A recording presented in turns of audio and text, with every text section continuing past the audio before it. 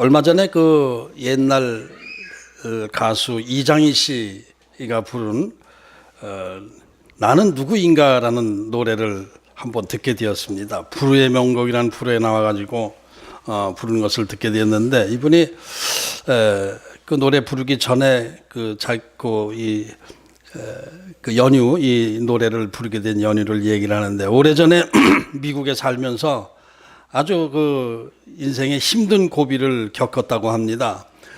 너무 힘든 상황 속에서 과연 나는 누구인가? 도대체 나는 무엇인가? 나는 누구인가라는 것을 계속 생각하게 되었는데, 창조주가 만일 계시다면 왜 나를 만드셔서 이 힘든 삶을 살게 하시나? 이런 것을 질문하게 되었다는 것입니다. 대충 그 가사 내용이 이런 내용입니다. 그분이 계시다면 왜 내 질문에 대답조차 안 하시는가? 철없는 인생들을 어찌하라고 이 세상에 던져놓고 오갈 바를 모르게 하시나? 무슨 까닭에 무슨 까닭에 이러면서 부르더라고요. 왜 에덴 동산에 선악과를 만들어 놓고 치우시지 않으셨나? 철없는 인생 어떻게 하라고? 무슨 까닭에? 이런 대충 이런 내용의 가사인데, 이분이 그 기독교인인지 아닌지는 잘 모르겠어요. 근데 노래 가사를 봤을 때는 하나님을 상당히 의식하는 그런 내용인 것 같은 느낌이 들었는데, 아마 미국에서 힘든 삶의 그 고비에서 하나님을 찾았을 가능성도 있다라는 생각이 됩니다. 대개 인간들이 하나님을 찾을 때에는 삶이 힘들 때 아닙니까? 삶이 힘들고 고단할 때, 내 힘으로 어떻게 할 수 없을 때 하나님을 찾게 됩니다. 그동안은 내 힘으로 어떻게 살아간다고 생각을 했는데, 삶의 어려운 고비에 닥치면은 내 힘으로 도대체 살아갈 수 없다는 것을 깨닫게 됩니다.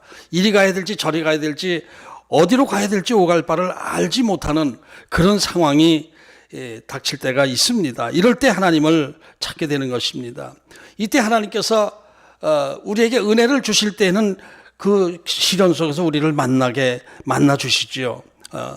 하나님께서 우리를 만나 주실 때에 내가 누구인가를 좀 알게 되고, 내 문제도 그때 거기서 알게 되고, 그리고 하나님이 어떤 분이신가라는 것도 알게 됩니다. 나를 사랑하셔서 고난 속에서 나를 지켜주신 분이 하나님이시로구나라는 것을 깨닫게 되고, 감사하게 되고, 하나님 앞에 예배하고 무릎 꿇게 되는 그런 과정을 겪게 되는 것입니다. 그리고 그 다음에 이제 계속해서 하나님에 대해서 알아가려고 이제 하게 되죠. 은혜가 들어가면은 하나님에 대해서 말씀을 사모하고 말씀을 듣고 보고 기도하고 하게 되는데, 그런데 하나님을 알아가면 알아갈수록 하나님은 점점 더 알기 힘든 하나님이시다라는 것을 또 새로운 깨달음이 생겨요.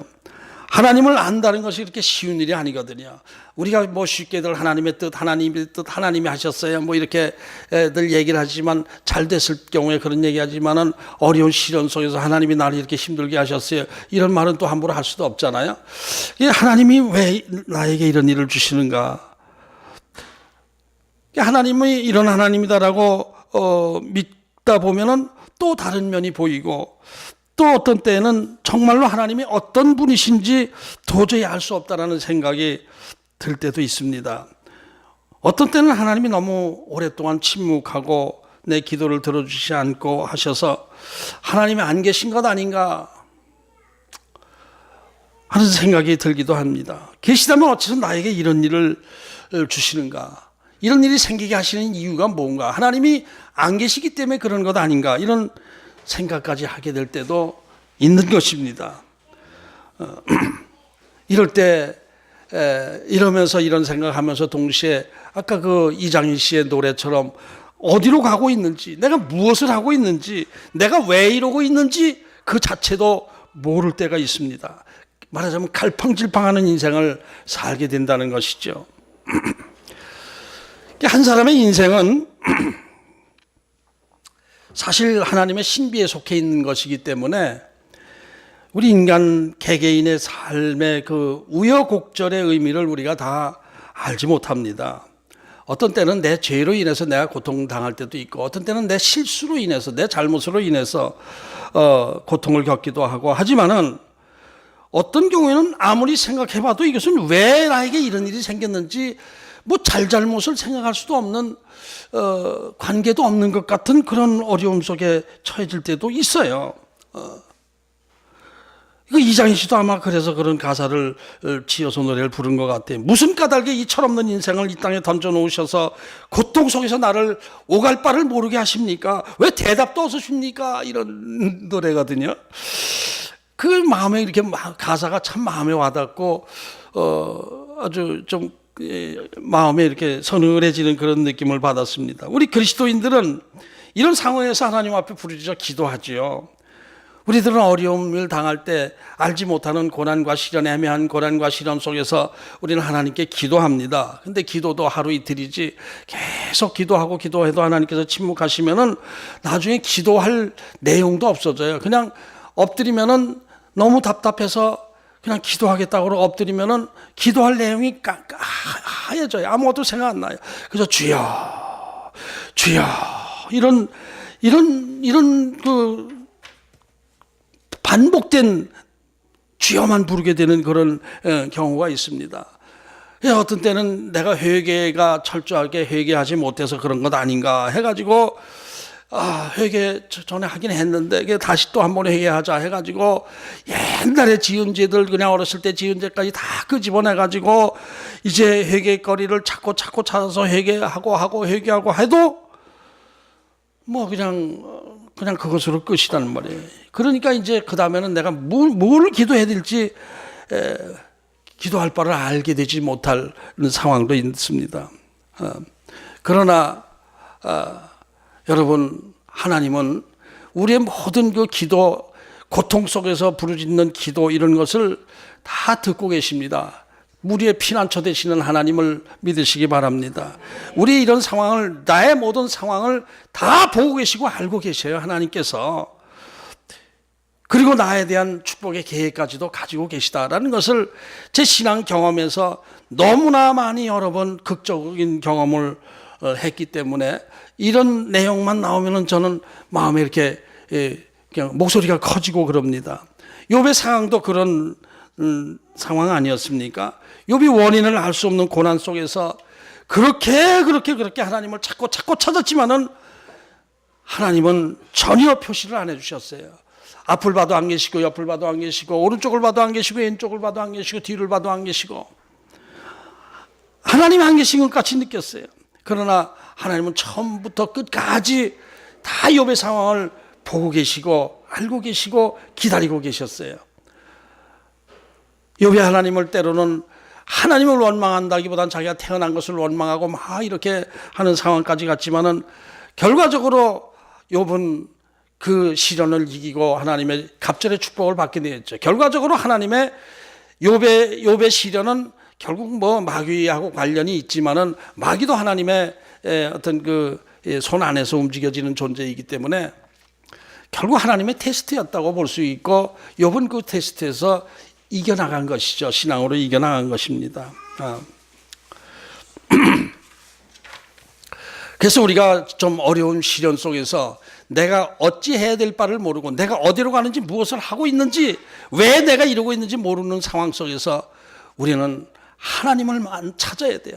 내 생명의 주인이신 하나님을 찾고 할 때 하나님께서 우리에게 만나주시고 축복해 주시는 것을 믿으시기 바랍니다. 창세기 16장 오늘 본문 7절 이후의 주인공은 하갈입니다. 하갈, 애굽 여종 하갈입니다. 여러분, 하갈 하면은 어떤 생각이 떠오르십니까? 뭐 하갈 모르시는 분 안 계실 거예요. 하갈 하면 어떤 생각이 떠오르십니까? 아브라함의 부인 사라의 여종, 몸종, 애굽 여종이었고 사라가 아기를 낳기 위해서 남편에게 자기 그 몸종을 씨바지로 주어서 이스마엘이라는 또 다른 아브라함의 아들을 낳은 여자. 그 이스마엘은 아랍 족속의 조상으로 이슬람 교도들이 되어서 하나님을 대적하고 지금까지도 기독교와 원수가 된 족속이다. 아브라함의 실수로 인해서 수천 년간 계속 유대인과 이 아랍 족속들은 원수지간이 되고 지금까지도 유대인과 아랍 족속과 갈등과 싸움이 계속되고 있다. 지금도 팔레스틴 가게 되면 예루살렘이 반으로 쪼개져 있고 이 솔로몬 성전 자리도 그 해교도들한테 빼앗겨 있고 그 성지 순례를 하다 보면은 칸이 다 막혀 있어가지고 아브라함과 사라 막벨라 동굴에 가면은 절반을 갈라서 이쪽은 아브라함의 무덤은 이스라엘 쪽에 관람객들이 성지 순례자들이 보고 사라의 무덤은 저쪽도 그 해교도들 그쪽 그 족속들의 영역이 되어서 그쪽에서 보고 반이 갈라져 있고 그래요. 그것이 다 이스마엘 때문이 아니냐. 뭐 이런 생각들을 하갈 하면은 떠오르는 생각이 이런 생각들이 떠오르게 됩니다. 사도 바울도 갈라디아서 4장 21절 이후에 보면은 그 이스마엘과 이삭에 대해서 완전히 구분해서 말씀하고 있어요. 이삭은 언약의 자손이고 이스마엘은 육신의 자손이다. 이렇게 돼서 그 이스마엘이 이 이삭을 핍박하고 이렇게 한 것 이 자체가 율법의 자손, 육신의 자손이 그 복음의 자손, 이 복음의 자손들을 박대하는 것이다. 이런 식으로 표현했어요. 아브라함의 자녀들은 자식이 이스마엘과 이삭이 있지 않습니까? 이스마엘은 육신의 자손이요, 육신의 자식이요, 이삭은 언약의 자손인데 언약의 자손을 이 율법의 육신의 자손이 이제 복음을 자꾸 확대할 때 그 당시 유대주의자들 율법주의자들이 바울의 복음을 자꾸 핍박을 했거든요. 복음을. 그것을 율법주의자들은 이스마엘의 후손, 이스마엘을 상징하고 복음은 이삭을 상징하고 이렇게 해서 갈라디아에서 설명한 거 있어요. 그러니까 이스마엘은 육신의 자손이요 하나님의 언약의 백성이 아닌 버려진 자식이다 이런 어떤 느낌을 갖게 되는데 사실 이것은 바울이 복음과 율법을 비교하면서 상징적으로 사라와 하갈을 구분하던 것이지 뭐 전체적으로 그것은 아니다라고 알고 있어야 됩니다. 그런 이유가 오늘 본문에 나오고 있어요. 오늘 본문에서 보면은 하나님의 사자가 하갈을 만나서 축복의 약속을 해 주시는 것을 보게 됩니다. 오늘 16장 10절을 봅니다. 여호와의 사자가 또 그에게 이르되 내가 네 씨를 크게 번성하여 그 수가 많아 셀 수 없게 하리라. 네 자손이 그 숫자가 많아서 셀 수 없게 만들 거야. 이것은 아브라함에게 약속했었던 그 언약의 약속과 내용이 같은 내용이에요. 그죠? 하늘의 별처럼 많은 자손을 너에게 줄 것이다. 아브라함도 그런 약속을 해 주셨는데 축복의 약속을 해 주셨는데 이 몸종 애굽 여종 사갈의 몸종 하갈에게 내 후손이 네가 낳을 그 자식의 후손이 셀 수 없을 정도로 많게 해줄 거야. 똑같은 축복의 약속을 해주시는 거예요. 놀랍지 않습니까?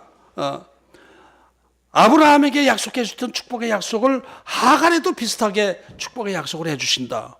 사라에게도 이런 말씀했다는 기록이 없어요. 그런데도 이렇게 하갈에게 약속을 해주고 계시는 거예요. 오늘 본문 7절, 9절, 10절, 11절에 계속해서 여호와의 사자가 이렇게 표현하고 있어요. 이 여호와의 사자가 나타나셔서 하갈에게 이런 축복의 약속을 해주셨는데 여호와의 사자는 누구일까? 그냥 하나님의 심부름꾼 천사일까? 그것만은 아닌 것 같은데 그것을 오늘 좀 신학적인 설명을 조금 하고 넘어가야 되겠어요. 여호와의 사자가 중요한 의미가 있기 때문에. 왜냐하면 여호와의 사자라는 이 표현이 성경에서 처음 나오는 게 오늘 이 구절이거든요. 여호와의 사자가 하여튼 신구약 성경 통틀어서 처음 나오는 게 오늘 본문입니다. 7절, 9절, 10절, 11절 계속해서 여호와의 사자가 그래요. 그래서 그 신학적인 해석을 좀 설명을 하고 넘어가야 되겠다는 생각이 들었습니다. 10절 말씀을 보면은 내가 네 씨를 번성하여 그 수가 많아 셀 수 없게 하리라. 내가 네 씨를 번성해서 수가 많아서 셀 수 없게 할 것이다. 여호와의 사자가 그렇게 얘기를 했어요. 여호와의 사자가 하나님의 심부름꾼 천사가 얘기를 한다면은 내가 네 씨를 이렇게 얘기하면 안 되죠. 그죠? 하나님께서 내 씨를 수가 셀 수 없을 정도로 많게 해주실 나고 말씀하셨어. 이렇게 심부름꾼이라면 그렇게 얘기를 표현해야 되잖아요. 근데 이 여호와의 사자가 내가 네 씨를 번성해서 그 수를 셀 수 없게 만들 거야. 이렇게 얘기를 했어요. 이것은 그냥 심부름꾼 천사가 아니다라는 것을 알 수가 있습니다. 13절에 보면 하갈도 그 여호와의 사자를 만나고 나서 나중에 나를 살피시는 하나님을 내가 만났다 이렇게 표현했어요.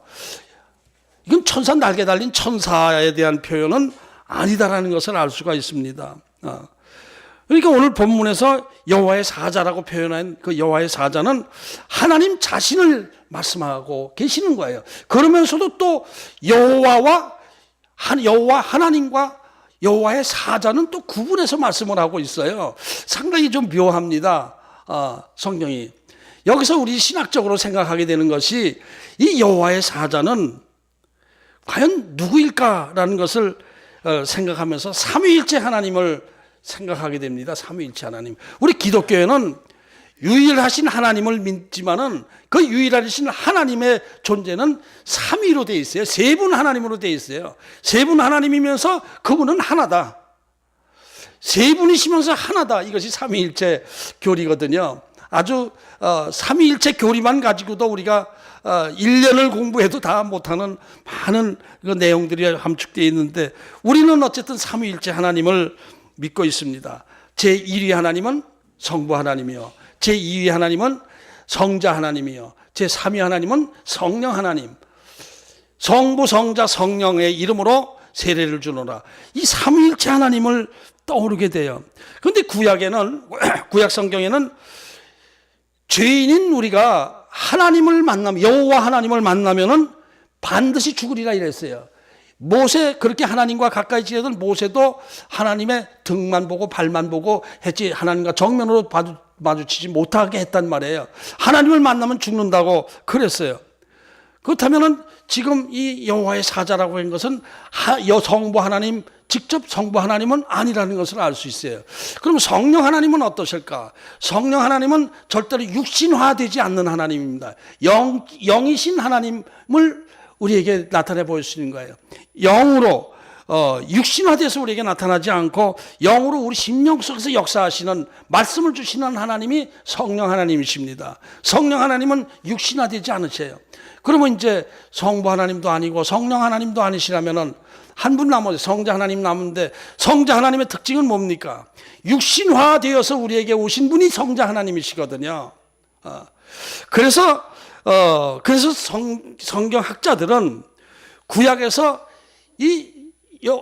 사람처럼 나타나셔서 사람처럼 나타난 여호와의 사자라고 표현된 구절이 나오면은 그것은 하나님의 심부름꾼 날개 달린 천사가 아니라 이것은 성자 하나님이 구약 시대 때 성육신 하셔서 내려오신 것으로 판단하고 있습니다. 그러니까 성경의 천사들 스라비니 이런 하나님을 찬양하는 그 하나님의 천사들 이것과 다르게 여호와의 사자가 육신화돼서 나중에 아브라함에게도 나타나죠. 소돔과 고모라 때에. 근데 어떤 때는 하나님인 것처럼 이렇게 표현하고 어떤 때는 여호와의 사자라고 표현하고 천사처럼 표현하고 이렇게 왔다 갔다 해요. 이게 보통 분이 아니에요. 성자 하나님으로 그래서 학자들은 보고 있는 것입니다.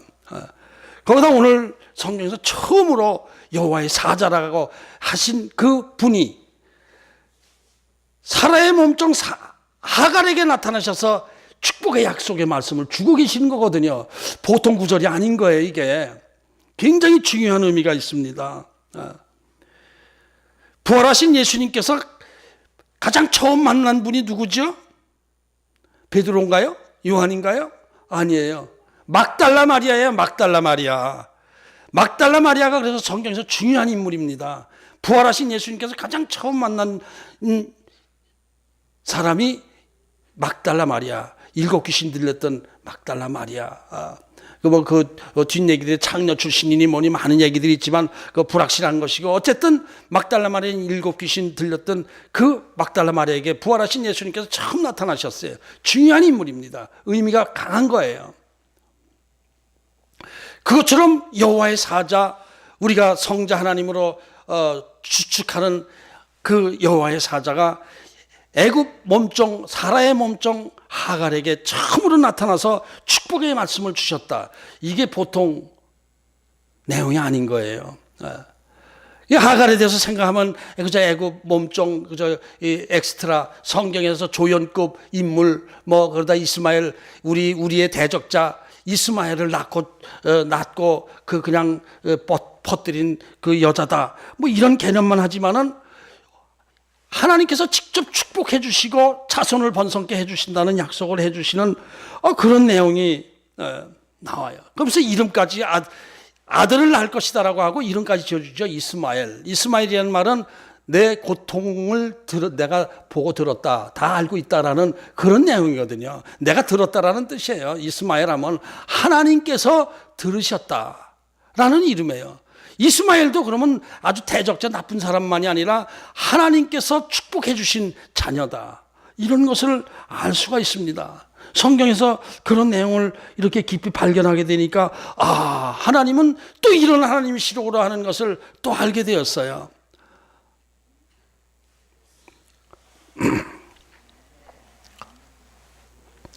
8절을 봅니다. 8절. 이르되 사레의 여종 하갈아 내가 어디서 왔으며 어디로 가느냐. 그가 이르되 나는 내 여주인 사레를 피하여 도망하니라. 하나님께서 여호와의 사자가 그냥 하나님께서 그러십시다. 하나님이시니까 하나님께서 하갈에게 질문해요. 너 어디로 와서 어디로 가고 있는 거야 지금?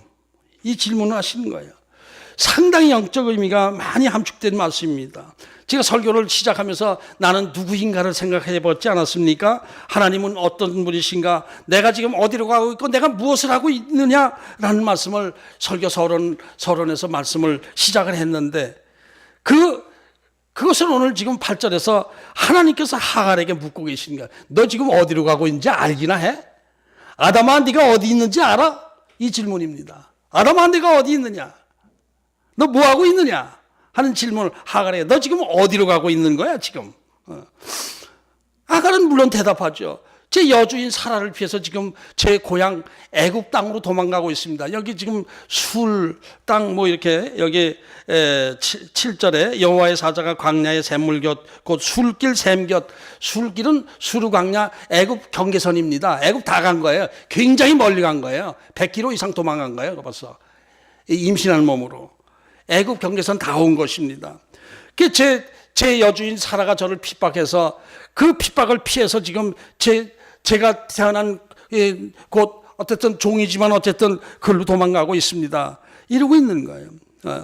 이것은 지금 그저 현실적 상황만 생각하고 있는 거예요. 하갈은 아무 생각도 없이 현실적으로 지금 내가 힘들고 피곤하고 핍박을 피해서 도망가자. 그래도 부모 형제가 있는 고향으로 도망가자 이렇게 해서 가고 있는 거예요. 그러나 이 안에 영적인 하나님 안에서의 자기가 누구인지 자기가 어디로 가고 있는지 자기 상황이 지금 어떤 상황인지 전혀 모르고 있는 것이죠. 생각해 보세요. 하갈이 사레의 몸종이 되고 아브라함을 만난 것은 축복입니까 저주입니까? 큰 만남의 축복이죠. 큰 만남의 축복이에요. 사레를 만나지 못하고 아브라함을 만나지 못했다면 애굽에서 옛날의 몸종이라면 노예는 짐승 취급받던 때 아니겠습니까? 사람 취급다 하나의 물건 취급을 받던 그런 때입니다. 그때 사라를 만나고 아브라함을 만나고 해서 아브라함의 지금 자식을 잉태한 것은 얼마나 큰 만남의 축복이었습니까? 그걸 모르고 있는 거예요. 하갈은. 그러면서 지금 그 자신을 모르고 다시 멀리 애굽으로 도망가고 있는 것이죠. 하나님의 축복 안에 있다가 축복 밖으로 도망가고 있는 그것을 모르고 지금 여주인 사라가 저를 핍박해서 도망가고 있는 중입니다. 그렇게 대답하고 있는 거예요. 이때 하나님께서 뭐라고 했죠? 사레의 여종 하갈아 이렇게 부르는 거예요. 사레의 여종이라고 왜 꼭 그 앞에 전치사를 붙였을까요? 네 신분을 알아야 돼. 너는 지금 사레의 여종이야. 네 자리가 사레의 여종이야. 스스로 내가 누구인지를 알아야 돼. 이렇게 말씀하고 있는 거야. 내 위치, 내 신분, 내 신분에 맞는 행동을 하고 있는가? 너 지금 이것을 깨우쳐 주고 있는 거예요. 그러면서 9절에서 내 주인 여종의, 내 주인 사라에게 돌아가 그렇게 복종해 가서 그게 네가 복을 받는 삶의 자리야. 내가 내 씨를 크게 번성해서 그 수를 셀 수도 없이 만들 거야. 지금 너에게 애굽으로 도망가서 그냥 유복자 아빠 없는 자식 이스마엘을 키우다 보면 넌 여기서 여종으로 살다 죽고 마는 것이지만은 네 주인에게, 내 생명의 주인에게, 아브라함에게 돌아가면은 네 자손 이스마엘을 통해서 큰 민족을 내가 이루게 해줄 거야. 이 말씀을 하나님께서 해주신 거예요. 성경에서 하갈은 아브라함이나 사라에 비하면은 엑스트라급 조연 아니겠습니까? 조연급입니다.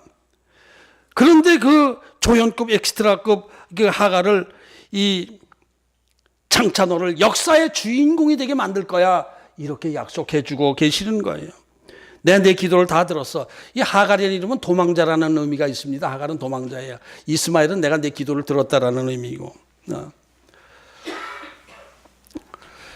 하나님께서 하갈을 축복하셔서 아브라함을 만나게 하시고 일개 몸종의 신분에서 큰 민족의 조상 어머니가, 지금도 이슬람 교도들은 자기네 조상 어머니를 하갈로 봅니다.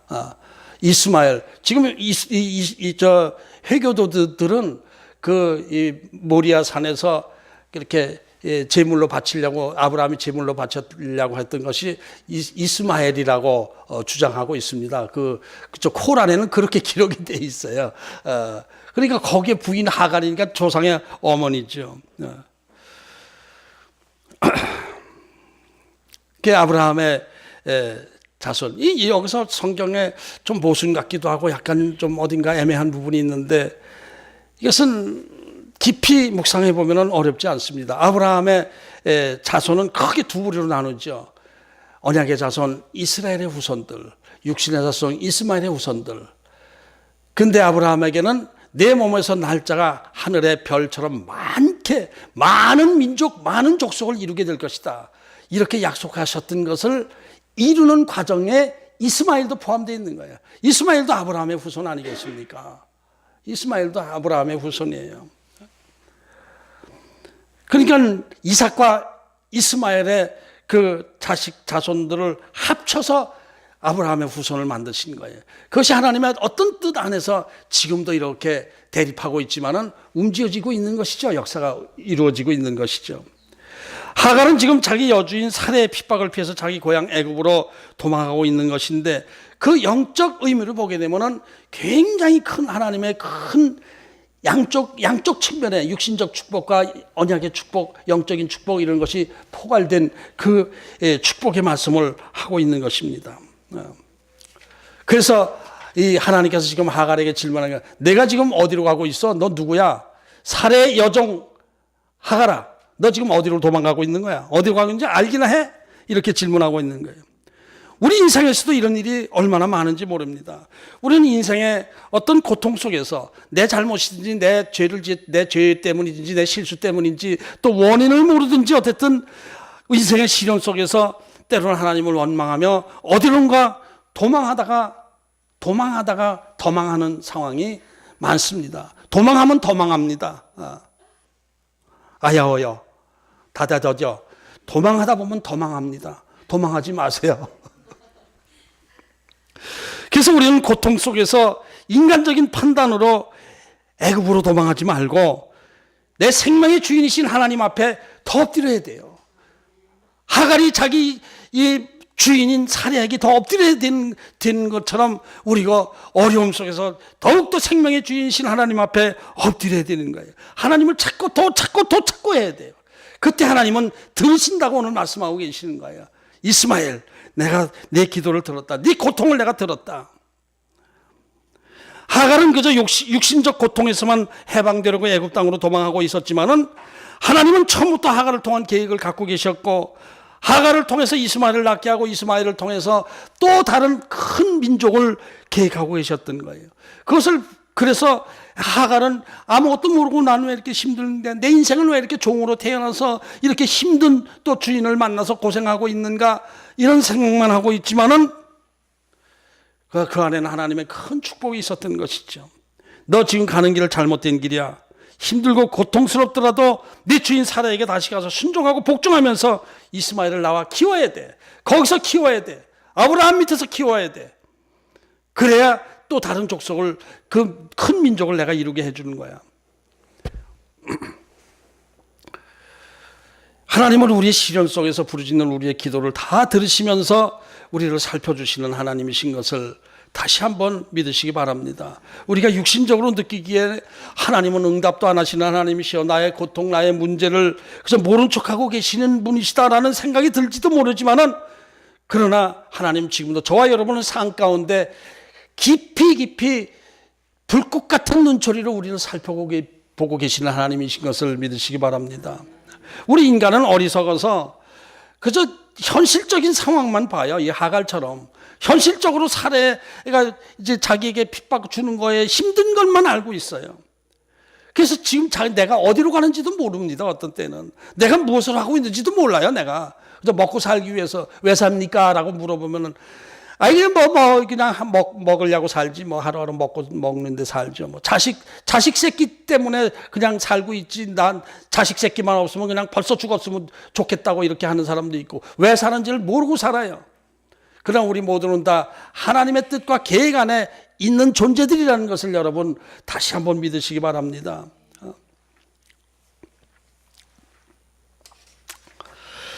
철없는 인생을 살면서 그저 육신적 교만 속에서, 하갈이 이렇게 된 것도 자기 교만이 있었지 않습니까? 자기 주인을 멸시했잖아요. 잘못한 거예요. 그 환경을 그렇게 자기 잘못으로 인해서 어려움을 겪고 있으면서 그 환경을 그래서 육신적으로 피하려고만 생각하고 애굽으로 도망하던 하갈이 하나님을 만나고 하나님의 사랑을 깨닫게 됩니다. 13절을 봅니다. 13절. 하갈이 자기에게 이르신 여호와의 이름을 나를 살피시는 하나님이라 하였으니 이는 내가 어떻게 여기서 나를 살피시는 하나님을 배웠는가 함이라. 하갈이 하나님을 만났죠.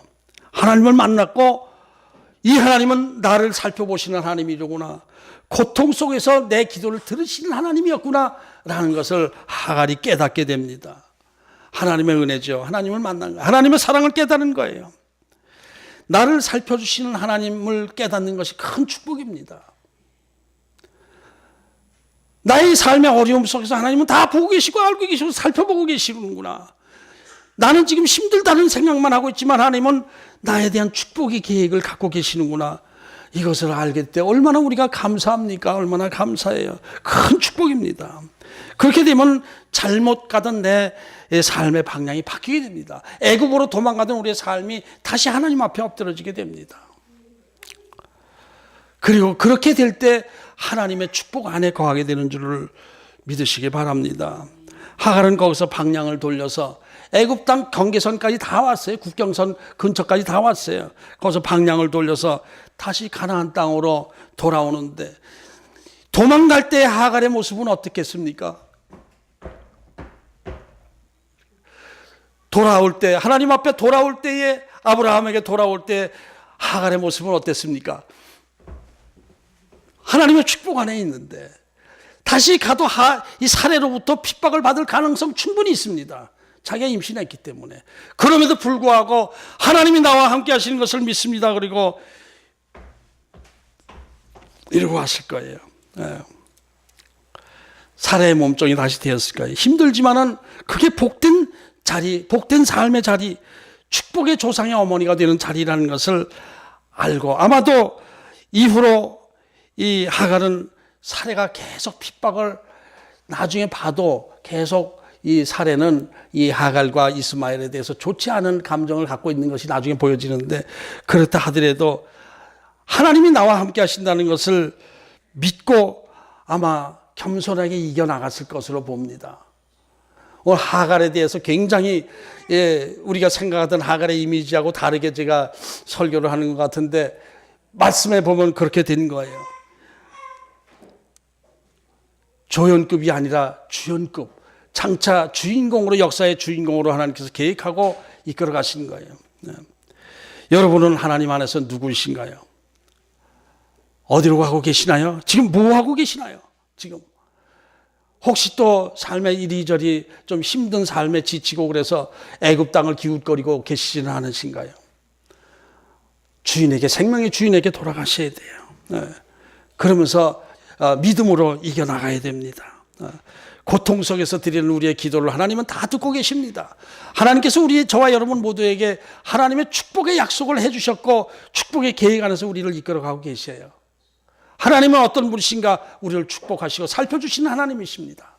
그 하나님을 오늘 이 하하를 통해서 우리가 보게 되었습니다.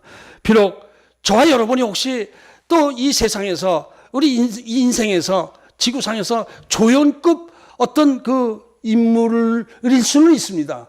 그러나 조연급이라고 해서 엑스트라급 인물이라고 해서 하나님으로부터 버려진 존재가 아닙니다. 하나님께서 우리를 살펴보고 계시고 기도를 들어주시고 우리의 미래를, 축복된 미래를 계획하고 계신다라는 것을 믿으시는 저와 여러분 되시기를 주의 이름으로 축복합니다.